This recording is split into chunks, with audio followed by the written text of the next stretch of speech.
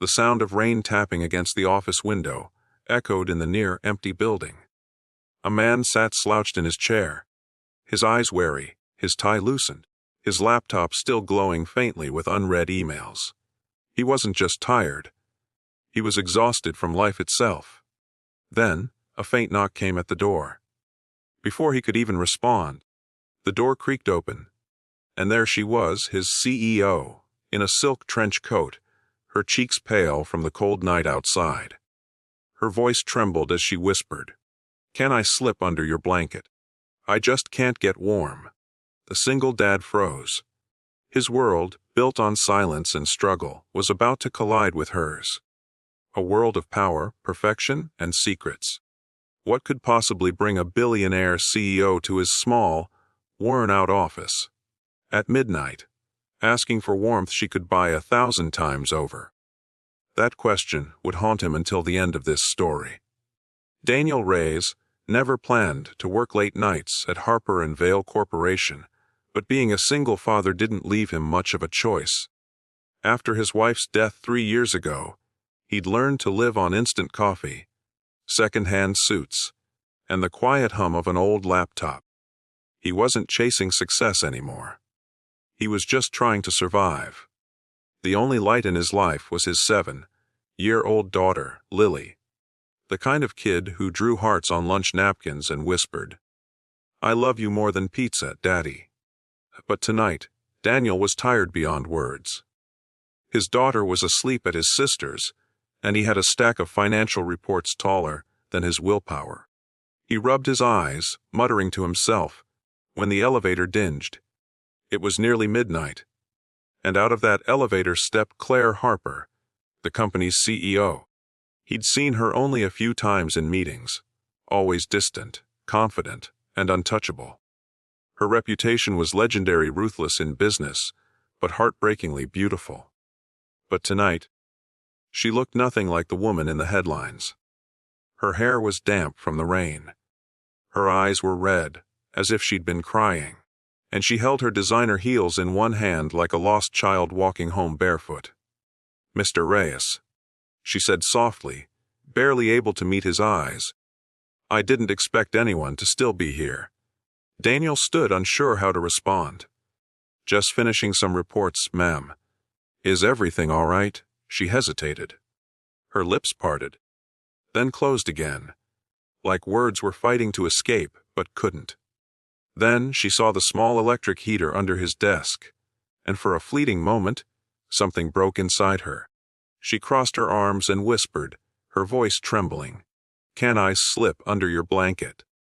I just can't get warm."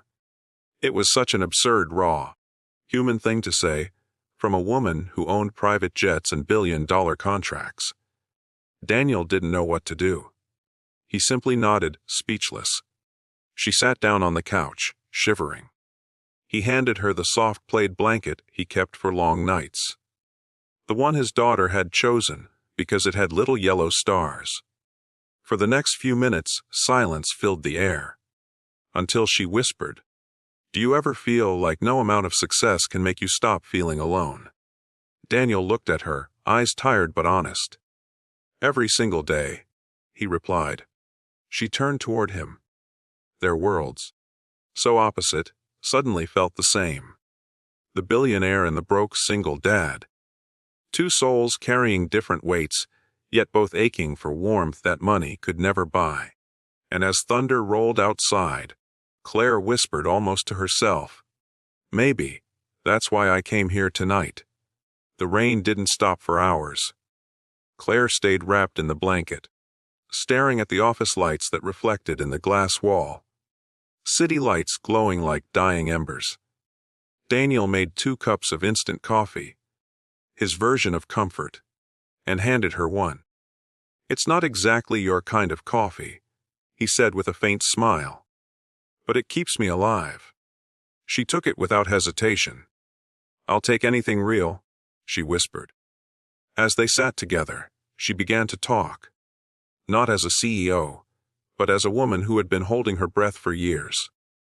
She told him about her father's death, the company pressure, the endless expectations. and the fiancé who left her because she worked too much. Daniel listened quietly, not interrupting once.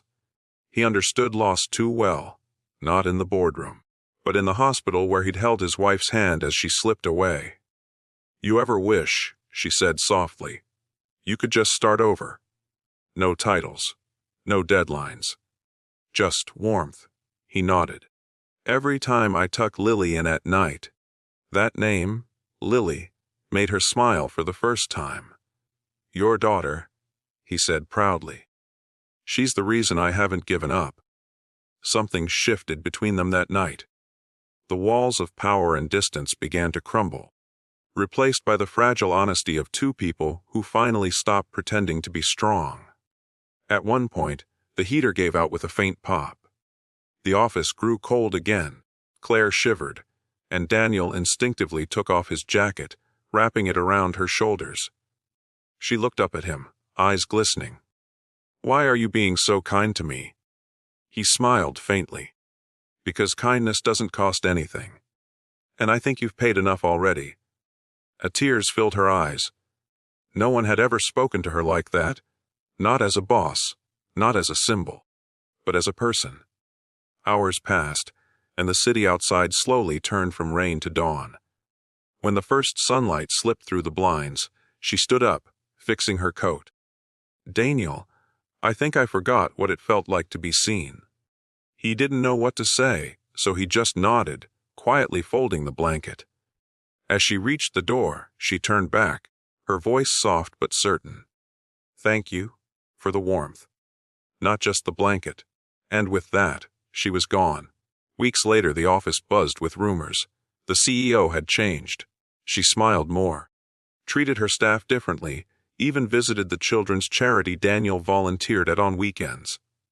But only Daniel knew why. Because sometimes, the smallest act of warmth can thaw even the coldest hearts.